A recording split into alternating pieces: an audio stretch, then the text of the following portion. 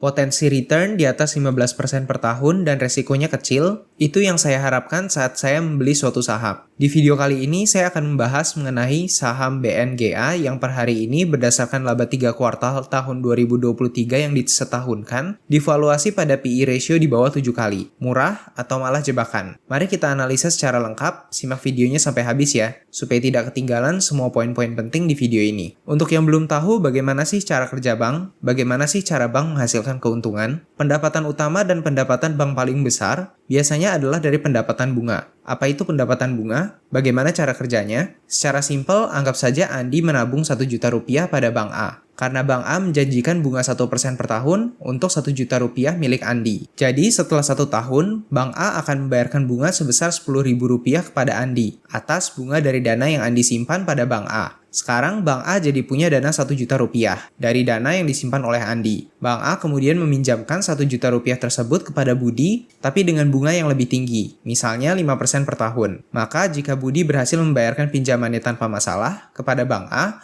bisa mendapatkan 50.000 rupiah per tahun dari Budi. Di sini bank memiliki keuntungan 40.000 rupiah, yaitu 50.000 dari bunga yang Budi bayarkan kepada Bank A, dikurangi dengan 10.000 yang Bank A harus bayarkan kepada Andi. Keuntungan tersebut disebut sebagai pendapatan bunga bersih atau net interest income. Kenapa disebut bersih? Karena pendapatan bunga yang diterima dari pinjaman telah dikurangi oleh beban bunga yang bank bayarkan kepada pemilik dana. Jadi begitu kira-kira ilustrasi cara bank menghasilkan keuntungan. Selain pendapatan bunga, sebenarnya ada banyak cara lain bank mendapatkan keuntungan. Misalnya dari biaya transaksi, biaya admin, komisi, dan lain-lain. Namun memang proporsi utama dan terbesar pendapatan sebuah bank, seperti Bank CIMB Niaga, berasal dari pendapatan bunganya. Sekarang setelah tahu bagaimana model bisnis BNGA, kita bisa mempelajari kinerja BNGA lebih jauh. Akan ada 3 hal penting yang akan saya bahas. Pertama, earning potential atau kemampuan BNGA menghasilkan keuntungan. Kedua, profil kesehatan BNGA. Dan terakhir, valuasi BNGA. Pertama, kita lihat earning potential. Ini data laporan laba rugi BNGA dari tahun 2018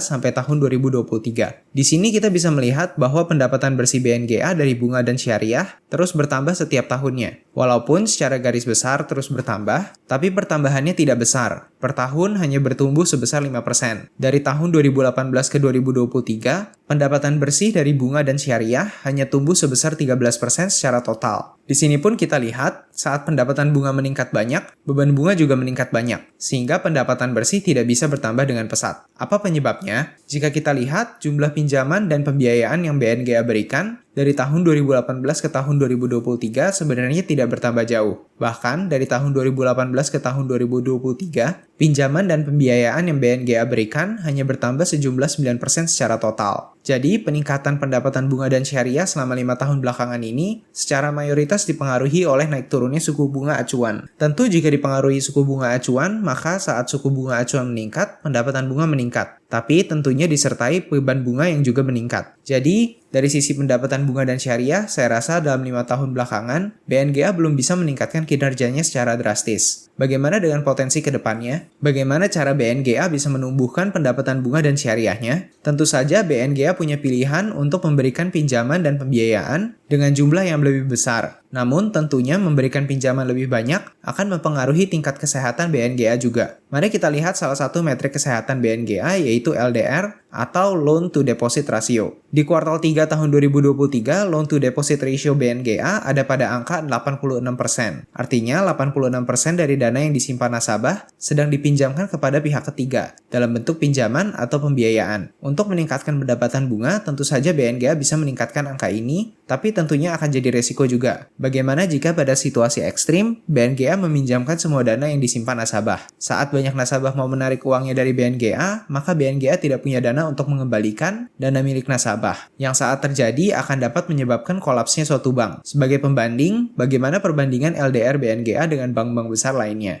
LDR BBRI berkisar di angka 85% di tahun 2023 ini. LDR BBCA berkisar di angka 65%. LDR BBNI berkisar di angka 85% juga. Jadi saya rasa rasio BNGA di angka 86% ini bisa disebut aman jika dibandingkan dengan bank-bank besar lainnya. Jadi, jika BNGA ingin menjaga profil resikonya, maka BNGA tidak bisa meningkatkan angka LDR ini ke depannya. Lalu, bagaimana cara lain BNGA untuk bisa bertumbuh cepat? Cara kedua, BNGA harus bisa mendapatkan bunga yang lebih besar dari pinjaman-pinjaman yang diberikan. Caranya adalah dengan mengembangkan komposisi kredit-kredit retail dan kredit-kredit konsumsi yang cenderung memberikan bunga yang lebih tinggi dibanding kredit korporasi. Namun, tentu karena kredit-kredit retail biasanya jumlah perpinjaman dan pembiayaannya lebih kecil, maka dibutuhkan lebih banyak usaha dan biaya untuk mengelolanya. Cara ketiga, mengurangi beban bunga dengan memperbesar dana murah yaitu dana kasa dari simpanan nasabah. Apa yang disebut dana murah? Dana yang tidak perlu diberikan bunga secara besar. Biasanya dana ini adalah dana tabungan dan dana giro. Lalu dana mahal itu seperti apa? Dana mahal datang dalam bentuk deposito berjangka yang perlu diberikan bunga lebih tinggi. Pada tahun 2023, kasa rasio BNGA ada pada angka 64%. Jika dibandingkan dengan bank besar lain, kasa rasio BNGA termasuk yang paling rendah. Artinya, dibandingkan bank lain, BNGA lebih banyak membayar beban bunga karena jumlah kasanya yang tergolong kecil. Harapannya di tahun-tahun mendatang, BNGA bisa meningkatkan kasa rasionya agar beban bunga BNGA bisa bertumbuh lebih lambat dari pendapatan bunga BNGA. Cara keempat adalah dengan meningkatkan jumlah dana mahal yang mungkin dalam bentuk deposito atau penerbitan obligasi. Namun tentunya cara ini kurang ideal karena beban bunga akan meningkat lebih besar. Sayangnya melihat 4 kemungkinan di atas, saya rasa sulit bagi BNGA untuk meningkatkan pendapatan bunga bersih secara drastis di 5 tahun mendatang. Peningkatan LDR akan cenderung beresiko. Perubahan komposisi kredit akan membutuhkan waktu yang lama. Peningkatan kasa rasio juga tidak bisa begitu saja terjadi dengan cepat. Peningkatan dana mahal juga akan beresiko dan menyebabkan beban bunga meningkat. Jadi, untuk pendapatan bunga bersih, saya rasa sulit untuk bisa meningkat secara drastis di tahun-tahun mendatang.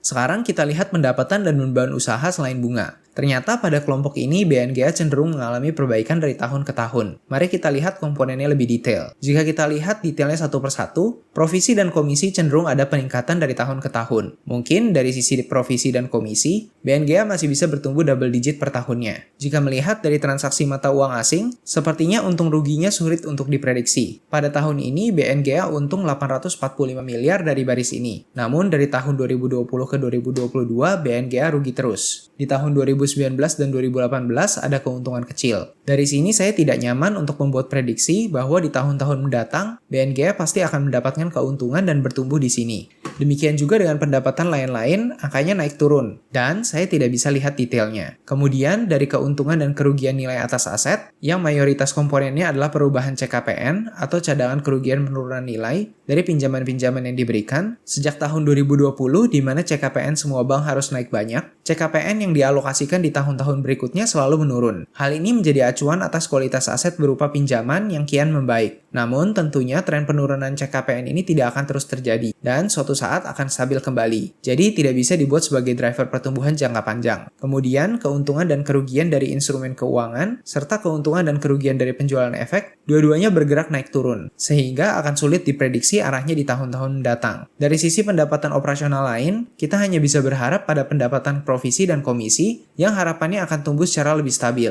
dan pada CKPN yang akan membaik ke depannya. Namun tidak bisa sebagai driver pertumbuhan jangka panjang. Sekarang dari beban operasionalnya. Beban tenaga kerja dan beban umum dari tahun ke tahun cenderung meningkat. Namun peningkatannya memang tidak drastis. Kemudian di beban-beban lain, beban tersebut dari tahun ke tahun selalu menurun, yang merupakan hal baik. Saya rasa dari sisi beban operasional akan cenderung stabil dan tidak mengalami peningkatan yang banyak di tahun-tahun mendatang. Hasil dari campuran pendapatan dan beban operasional lain itu pun terlihat di beban usaha yang menurun dari tahun 2022 ke tahun 2023. Penurunan sebesar 26% banyak bisa kita atribusikan pada peningkatan pendapatan provisi dan komisi, keuntungan dari transaksi mata uang asing, dan kerugian penurunan atas nilai aset yang makin kecil. Sayangnya dari 3 hal tersebut, yang saya rasa cukup bisa diprediksi hanya pendapatan provisi dan komisi, dan kerugian penurunan atas nilai aset yang makin kecil. Sedangkan keuntungan atas transaksi mata uang asing sepertinya tidak akan bisa konsisten bertumbuh ke depannya. Untuk beban pajak penghasilan, saya rasa tidak perlu untuk melakukan analisa lebih dalam, karena angkanya akan mengikuti laba usaha dari perusahaan tersebut. Jadi di laba bersih pun trennya akan mengikuti laba usaha yang sudah kita analisa. Jadi bagaimana dengan potensi pertumbuhan BNGA ke depannya? Menurut saya, pendapatan bunga bersih akan sulit bertumbuh double digit dalam waktu dekat. Pendapatan akan provisi dan komisi masih bisa bertumbuh dengan cepat di tahun-tahun mendatang. CKPN akan stabil dalam waktu dekat. Beban operasional juga akan stabil dalam waktu dekat. Selain itu, saya rasa angkanya masih akan sulit diprediksi. Jadi, coba kita hitung kemungkinan pertumbuhan BNGA jika hanya pendapatan provisi dan komisi yang akan tumbuh di 5 tahun mendatang. Anggap saja semua angka lainnya sifatnya akan stabil, tidak berubah. Jika kita menggunakan angka pertumbuhan pendapatan provisi dan komisi sebesar 15% per tahun, begini kira-kira angka laba usaha BNGA selama 5 tahun mendatang.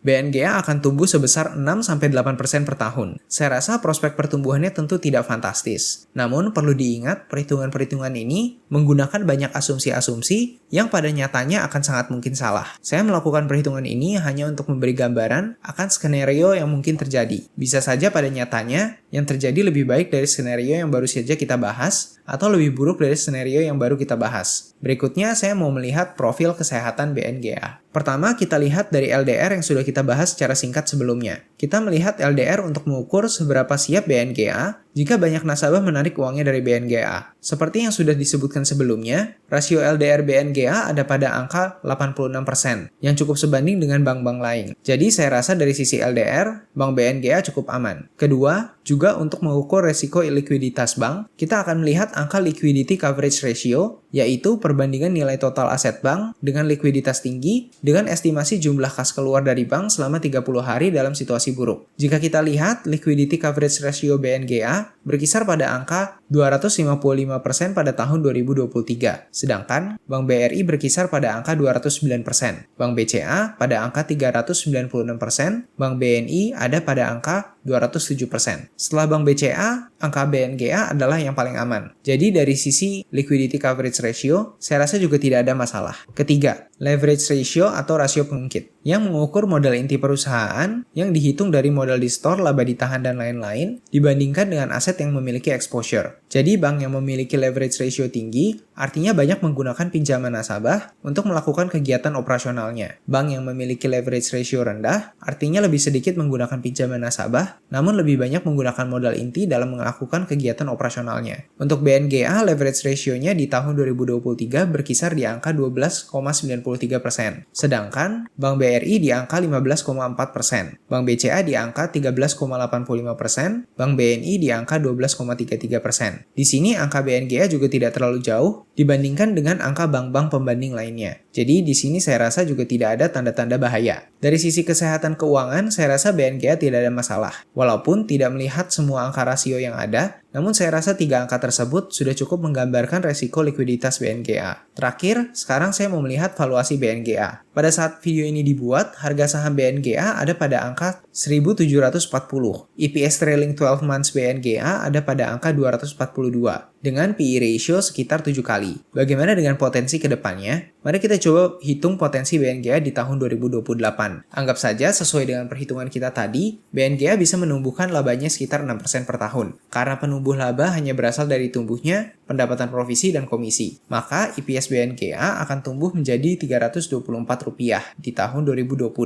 Anggap saja walaupun bertumbuh lambat, tapi pasar masih menghargai bahwa setidaknya BNGA masih bertumbuh dan memberikan PE ratio sebesar 10 kali saat kondisi market bagus. Maka harga BNGA di tahun 2028 akan menjadi 3.239. Jika dihitung CAGR-nya, tiap tahun BNGA masih naik 13%. Namun bagaimana jika skenario buruk terjadi, di mana BNGA tidak lagi bertumbuh, malah stagnan di tempat? Dengan demikian, pada tahun 2028, EPS BNGA masih tetap pada angka 242. Dan karena tidak ada pertumbuhan, pasar menilai BNGA seburuk-buruknya pada angka 5 kali. Walaupun saya rasa, jika tidak ada resiko likuiditas dan kondisi BNGA masih aman dari kolaps, di angka PE ratio 5 kali, valuasi tersebut sangatlah murah. Tapi karena kita menghitung skenario buruk, mari kita anggap saja PE ratio BNGA ada pada angka 5 kali. Maka, harga BNGA akan ada pada angka 1.210. Jika dihitung CAGR-nya bukannya bertumbuh, harga BNGA malah turun 7% setiap tahunnya. Dari sini saya rasa resiko untuk investasi di BNGA kecil. Karena hal ini dibantu market yang menghargai BNGA dengan wajar sekarang ini. Namun, seperti yang kita lihat juga, potensi keuntungannya pun juga tidak besar. Tapi semua perhitungan ini hanya menggunakan asumsi, yang memang sangat mungkin salah. Mungkin saja ternyata pada kenyataannya, di tahun-tahun mendatang bukannya bertumbuh, BNGA malah rugi. Mungkin saja ternyata pertumbuhan BNGA tidak hanya dari provisi dan komisi, namun ternyata BNGA juga bisa menumbuhkan pendapatan bunganya. Siapa tahu kasa BNGA bisa bertumbuh dengan sangat cepat, dan akhirnya bisa bisa mengurangi beban bunga, serta memberikan dana tambahan untuk menghasilkan pendapatan bunga. Jadi bagaimana menurut kalian? Apakah ada peluang untuk BNGA tumbuh cepat di 5 tahun mendatang? Atau menurut kalian justru BNGA akan melambat? Share pendapat kalian di kolom komentar ya. Jadi demikian untuk video kali ini. Terima kasih sudah menonton. Semoga videonya membantu. Untuk disclaimer, video ini sama sekali bukan ajakan atau larangan untuk investasi pada instrumen apapun. Video ini hanya dibuat untuk tujuan edukasi dan hiburan. Sebelum melakukan investasi, pastikan untuk melakukan analisa sendiri terlebih dahulu, karena uang kalian adalah tanggung jawab kalian. Jangan mudah percaya pada orang di internet, karena orang di internet belum tentu benar, dan sangat mungkin salah. Sekali lagi, terima kasih lagi sudah menonton. Jika suka dengan video seperti ini, kalian juga bisa menonton video ini sebagai referensi untuk analisa saham. Jangan lupa untuk subscribe agar tidak ketinggalan video-video analisa saham lainnya. Sampai jumpa di video berikutnya.